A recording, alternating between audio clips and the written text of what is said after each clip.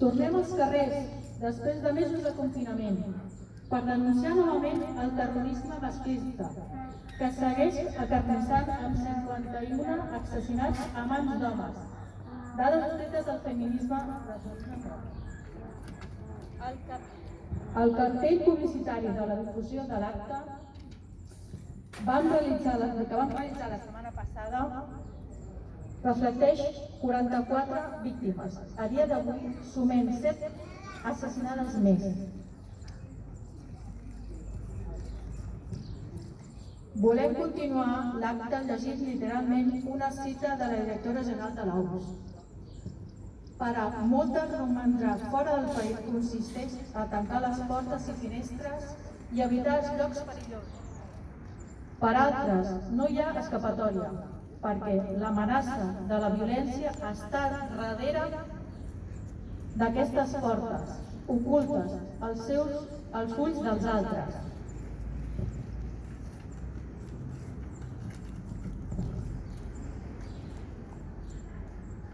Ja l'actaven durant el confinament viscut durant la pandèmia, on les víctimes de violència masclista havien estat tancades amb els seus maltractadors, on convivien tota l'estona sota el mateix sostre. Amb aquestes dones, nens i nenes sostenien dues pandèmies, el Covid i la violència masclista.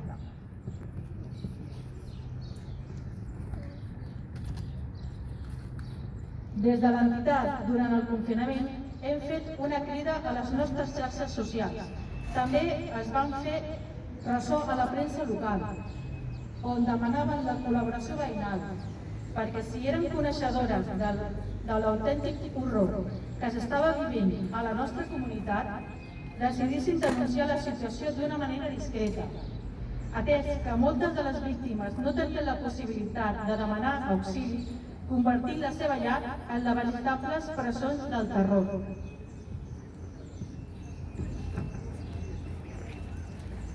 Constatant d'aquesta manera que el confinament no és igual per a tothom. Esclar, per les víctimes de violència masclista és una condemna.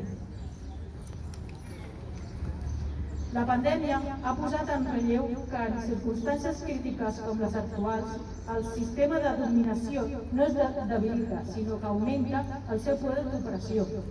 Recordem que el maltractador el que desitja és el domini i el control de les dones i en aquest moment el control sota el confinament està assegurat.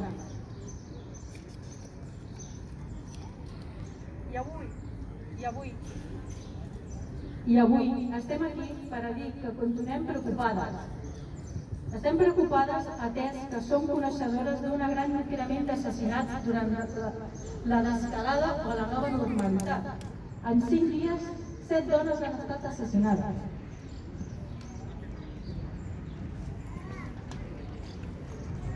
Preocupades perquè aquests assassinats no només són comesos per parelles o exparelles, sinó que estem observant que estan augmentant un altre tipus de femicidis, com són els familiars, i no hi ha polítiques de prevenció específiques per a aquests casos.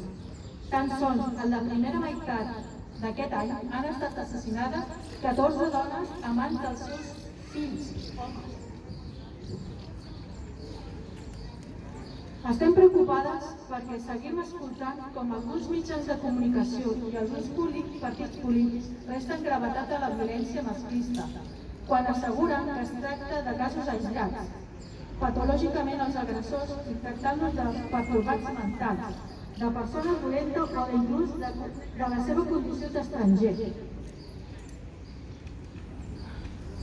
Seguim preocupades perquè el mateix defensor del poble avisa d'errades en totes les fases de protecció de les víctimes de violència masclista, apuntant que en el seu informe anual que cal millorar la formació dels funcionaris públics que atenen directament a les dones. Les dones, segons el defensor del poble, moltes vegades denuncien sentir-se soles, qüestionades i no escoltades i abandonades per aquestes mateixes institucions. Davant aquestes circumstàncies volem dir, i ho repetirem totes les vegades que calgui, perquè ningú obvi la realitat, que la violència masclista és una violència estructural i silencial que enfonsa les seves arrels a la desigualtat i en la societat patriarcal, que no són excepcions del sistema, sinó el propi sistema. Incidint en aquest aspecte que resulta indispensable reforçar l'educació en la igualtat, incloent assignatures i activitats específiques en aquesta matèria a les escoles per lluitar contra la violència de gènere. Però també volem insistir en la responsabilitat penal, per descomptat que és individual i que correspon al poder judicial per a protegir les víctimes, i en la responsabilitat efectiva de les institucions executives i legislatives, municipals i autonòmiques i estatals, per a garantir la igualtat real.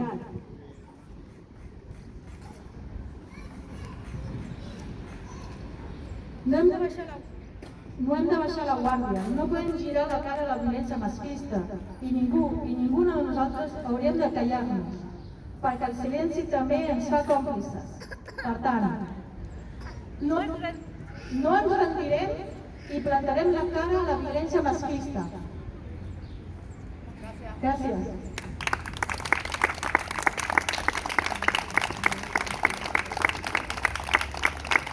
També ens agradaria demanar un minut de silenci per totes les víctimes que hi ha hagut en aquest confinament. Sisplau.